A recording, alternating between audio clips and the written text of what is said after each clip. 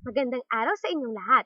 Ngayon ay may ibabahagi kaming isang kathang pampanitikan na tula na inihanda ni Lalabeth David, Rovelyn Flores at Yvonne Rebecca Pastorfide na mga mag-aaral na nagpapakadalubhasa sa Filipino. Isa sa mga tanyag na manunulat sa Pilipinas ay si Jose Corazon de Jesus. Tunghayan natin ang talambuhay ni Jose Corazon de Jesus. Si Jose Corazon de Jesus ay kilala sa palayaw na Pipito at sa alias na Joseng Batuti. Ipinanganak siya sa Daang Trinidad, Purok ng Santa Cruz, Manila, noong ika-22 ng Nobyembre, taong 1874. Naging tanyag rin siya na manunulat sa pahayagan, demokrasya, pagkakaisa, taliba at sampagita. Naging tanyag rin siya sa larangang balagtasan at pagbigkas. Namatay siya noong ika-26 ng Mayo, taong 1932 sa Hospital General dahil sa sobrang sakit sa bituka. Ilan sa mga tula ni Pipito ay ang Kahit Saan, Ang Posporo ng Diyos, Bayan Ko, Agaw Dilim, Itanong Mo sa Bituin, at Sa Bilangguan ng Pag-ibig.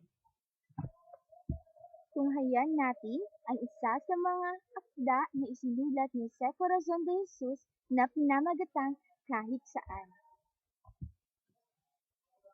Kung sa mga daang nilalakaran mo, may puting bulaklak ang nagyukong damo, na nang dumaan ka ay biglang tumungo, tila nahihiyang tumunghay sa iyo.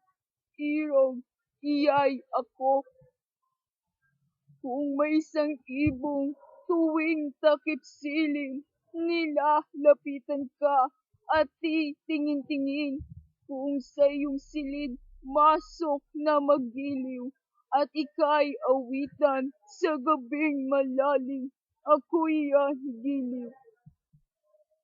Kung tumingala ka sa gabing payapa, at sa langit na may maulilang tala, na sinasabugan ikaw sa bintana ng kanyang malungkot na sinag ng luha, iyay ako mutya.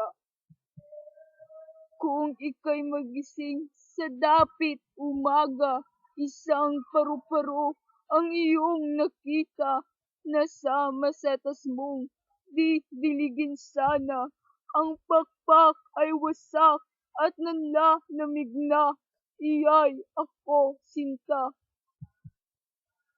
Kung nagdarasal ka't sa matang luhaan, ng Kristo'y may isang luhang nakasungaw, kundi mo mapahid sa panghihinayang, at nalulungkot ka sa kapighatian, yaoy ako hirang. Ngunit kung ibig mong makita pa ako, akong totohanang nagmahal sa iyo, hindi kalayuan, ikaw ay tumungo sa lumang libingan, doon asahan mong magkikita tayo.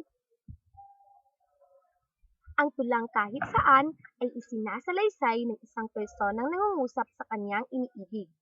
Tila ang dalawang tauhan sa tula ang nagsasalita at ang kanyang kausap ay pinaghihiwalay ng napakalawak at napakalalim na distansya na tanging ang kanilang pagmamahalan lamang ang makatatawid.